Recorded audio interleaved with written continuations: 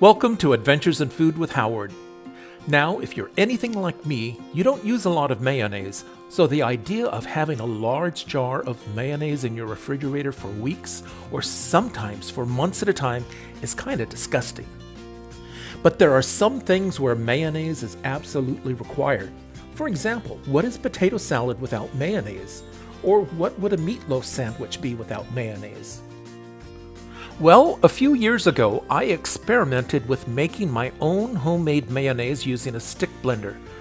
This turned out to be so quick and so easy that I stopped buying the jar mayonnaise, and when I need it, I make fresh homemade mayonnaise. It not only tastes much better than the jarred stuff, but it's much more affordable too. It doesn't take strange, unusual ingredients, and the items it does require I always have on hand, so it's really easy to just mix up a cup of mayonnaise whenever you need it. The ingredients that you will need are 1 extra large egg at room temperature, 1 pinch of onion powder, salt to taste, 1 tablespoon of Dijon mustard, 1 cup of vegetable oil, 1 tablespoon of seasoned rice vinegar, and 4 to 5 drops of Sriracha sauce. Once you've assembled all your ingredients, it's simply a matter of adding the onion powder, the salt, the Dijon mustard,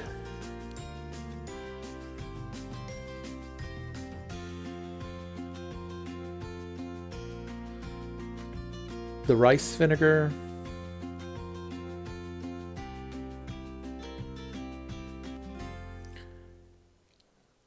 the Sriracha, and finally your oil. I'm using a little bit more than 1 cup of oil, more like a cup and a quarter, because I'm using a jumbo-sized egg, so that extra oil is really needed. Slowly insert the stick blender down into the bottom of the container and turn the stick blender on. Slowly raise the stick blender up through the oil, and you will see that everything quickly mixes and turns into silky smooth mayonnaise. Once all the oil has been incorporated into the egg and turns into mayonnaise, you are done.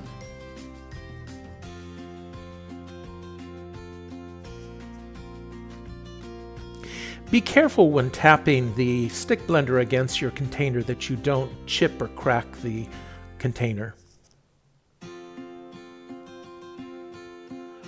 Making homemade mayonnaise really is just that simple and just that easy, so there's really no excuse for using mayonnaise from a jar that you have no idea how old it is, or when it was originally made, or what kind of strange ingredients there may be in it. Give it a try. If you enjoyed this video, give it a thumbs up, and please subscribe to my channel. I really do enjoy hearing from all of you, so please leave a comment. I hope to see you again next time on Adventures in Food with Howard. Thank you, and bye for now.